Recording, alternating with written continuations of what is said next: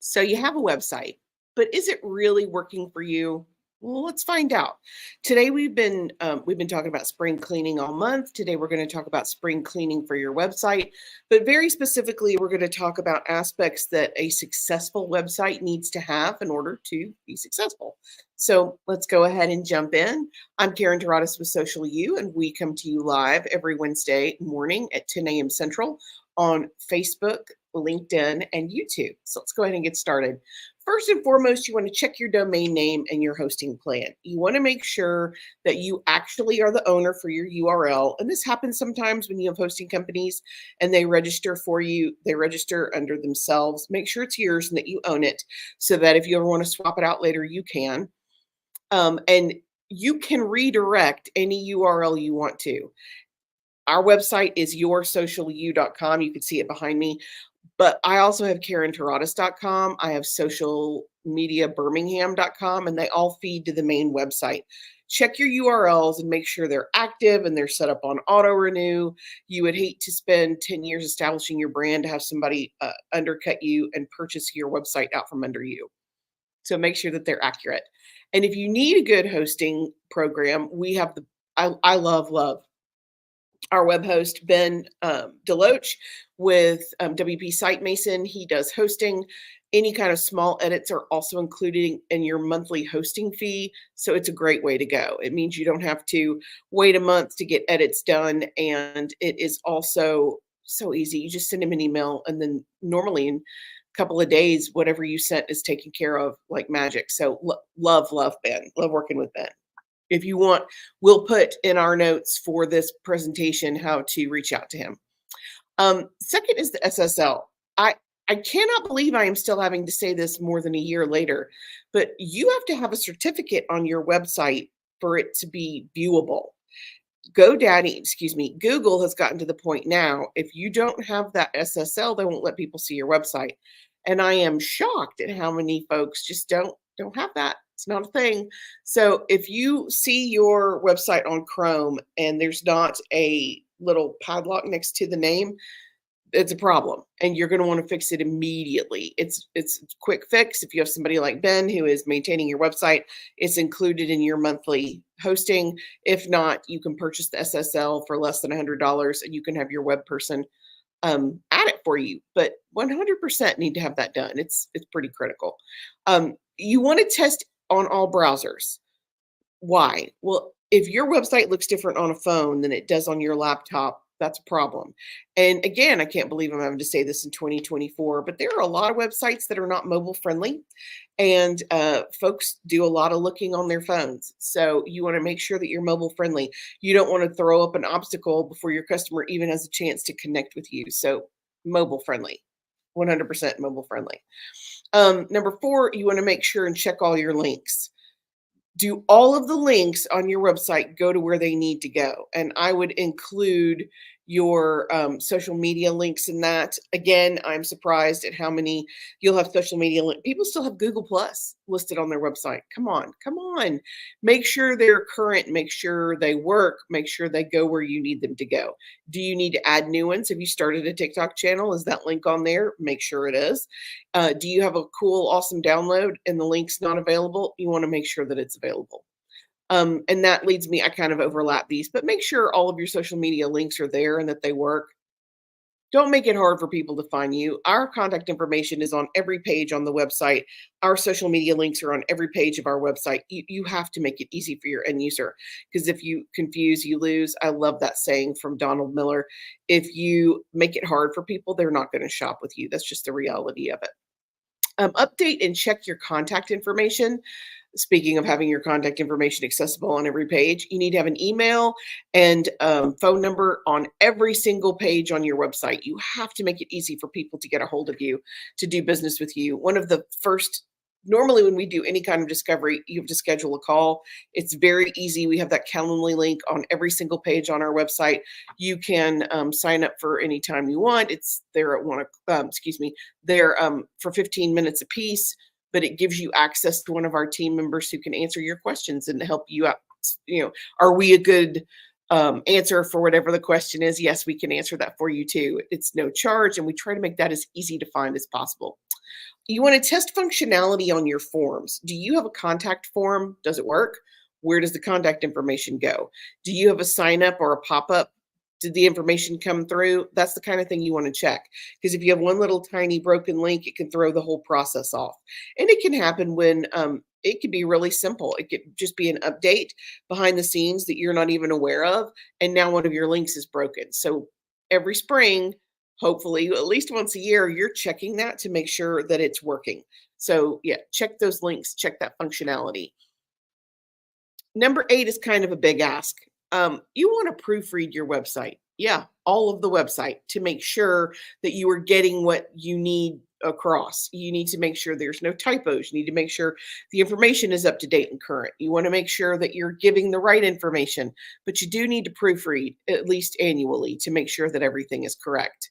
You want to make sure you have current pricing on there. If you have old pricing, update it and make sure that it's right. You want to make sure that you're consistent. Do you have the correct services listed? Are they listed in the same way they are on Facebook?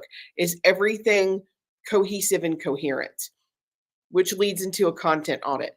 You need to check what's working. Do your pictures take too long to load? Are they compressed? Are they labeled correctly? Well, what does that matter? Well, Google sees the name of the images just like they see the name of your blog. So if you have an image that's called 6872, nobody's looking for that. But if your image is called spring cleaning your website, a fresh start online, number 1, number 2, number 3, people will, that terminology associated with the image is searchable. Google sees it. So it means not only can you come up in a Google search, you can come up in a Google image search as well, but it makes it helps your SEO. You want to make sure that your pictures aren't taking too long to load because that's a very common mistake. And it's a great reason for people to opt out. If it takes too long to load, they're just not going to do it. So make it as easy for them as possible. And that includes having your content audited, checking your pictures, making sure you're saying the right thing. Okay, this next one, nobody ever wants to hear their baby's ugly, but do visitors understand what you do? I would almost dare you to take a random poll and let people go look at your homepage. And if they cannot concisely tell you what you do in 1 or 2 sentences, your messaging is confusing. And I will say this again, when you confuse, you lose. That is a direct quote from Donald Miller. He is StoryBrand, which is the process that we implement on our website. It tells people who we are, and our homepage is formatted to keep the viewer there long enough so they can get the information they need.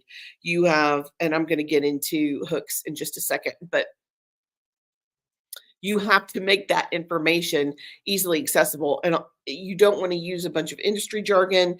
You don't want to use a bunch of irrelevant, world-class, state-of-the-art, out-of-the-box. It doesn't mean anything. And there are so many websites that'll say, I help the busy professional reach their goals. How do you do that? Are you a life coach? Are you an accountant? Are you a what are you a personal trainer? That could mean so many different things. It has to be specific to your company, and people need to understand it at a glance. So if you take just a straw poll with friends and family and they don't understand it, it's time to update that message. We do have access. There is an amazing StoryBrand coach in Birmingham, Lisa Shook. We work with her very consistently. So if you want to implement that process for your website, it's a great process. She meets with your team. It takes a couple of days. You hammer out your messaging, and basically your homepage will be rewritten by the time she's done to reflect your messaging so that you're getting the right message across to the audience that you're trying to target. And I'm constantly surprised at how many businesses don't know who they're trying to target. And this is a good way to figure that out as well. Number 13, you want to update news or add a blog. If you do not have a section on your website that is dynamic, that changes consistently, you're hurting yourself on Google. Yes, Google really weighs your homepage content very heavily, but a blog, they love change. So if you're going to post a blog consistently, it's a great way to show up on SEO. The magic number is 52. So we've been doing this a while, and we have probably several hundred blogs by now because we've been doing this for several years. But there was it was like magic. When we hit 52, people really saw us. I was coming up in many more Google searches. That's just the way it is. Now, I'm not trying to wear you out. If your bandwidth will only allow you to do 1 or 2 blogs a month, that's okay. Be consistent, you'll get there. Eventually, you'll get there. But any change, any updates, it's going to help you long term. And it looks bad if you have a news page and your last article is from 2013. If you're going to have a news or a blog, at least make sure that it's current. It doesn't have to be up to the minute, but it should be up to the month. Like if you're going to have a blog post, there should a blog area on your website. You should at least have 1 blog per month. You just want to make sure that it looks like you haven't kind of given up on your own website. Review your analytics. Google Analytics are free. Take a look and see where your traffic's coming from. See if people are bouncing. See if people are staying with you or not. Find out where they're spending their time and focus on that. You may find out that you're getting a ton of referral traffic from Pinterest and you don't even focus on Pinterest. It's a great way to find out how people are finding you and then spend more attention on that. Verify your call to action. Make sure you have a great hook. We try to update ours every so often, I'd say quarterly. Right now, it has we have a free content calendar available on our website. I love that content calendar. It has a ton of information. It's been updated for 2024 with 2024 dates and holidays and special announcements. Love that. Can we change it? Absolutely. And we can do, we have lead pages on all the platforms that have reflect different needs. You might get a LinkedIn checklist on LinkedIn. You're going to find an Instagram checklist on Instagram, but you definitely need to make it relevant and it needs to be a pop-up so that people have the option and they know what you have. Great hook, great hook. And then of course, excuse me, you want to keep in mind with your hook, with your lead page, with people signing up for stuff, you don't want to overwhelm them with a lot of choices. And that happens on a lot of websites. One hook at a time. You don't want to bury them with the more that's happening, the less likely they are to take action. So if they pull up your website and it's a gateway website and you have the options to go into 3 different websites and there's 3 different hooks and there's a event count. That's so much happening. Streamline it. We have a active hook and a passive hook. So you have the pop-up that asks you if you want the content calendar. And then several times on the homepage is our Calendly link. Do you just need to ask a question? Do you need to find out if our services are right for you? Okay, schedule a call. Not a big deal. It's simple. It's 2 choices. I don't even have on the top of our homepage of our website, you will not see options to go to another page because I don't want to show those on that. I want you to stay on that homepage. So there's no, if you want to get to the blog, the team, the services, you have to go to the bottom of our homepage. That's by design. We want we want to focus your attention on the action that we want you to take. And that's just the way to do it. You also want to ask for feedback, talk to your team, talk to colleagues, talk to people in your industry and find out what they think. I would much rather have people tell me this doesn't work. This doesn't look like I want it to look. This is confusing, and correct it and improve my online presence or improve my sales or improve my branding than to just stick with that ego-driven yeah, that ego-driven I wrote it, so it's got to be good, or I created the you have to get out of your own way. So ask around, get input from other people, improve as needed. I would say if you haven't updated or refreshed your website in a couple of years, it's time. Again, that's something amazing that Ben Deloach with WP Site Mason offers. He does a great refresh. If your website looks like it's from the turn of the century, people are not going to trust it. If you haven't spent the time to make your presence updated, how are you going to service them in a professional way? You have to get that messaging across. And a lot of times the website's the first thing people see. So you want to make sure that that's good content there. That's it for us today. All during May, we are going to talk about mental health.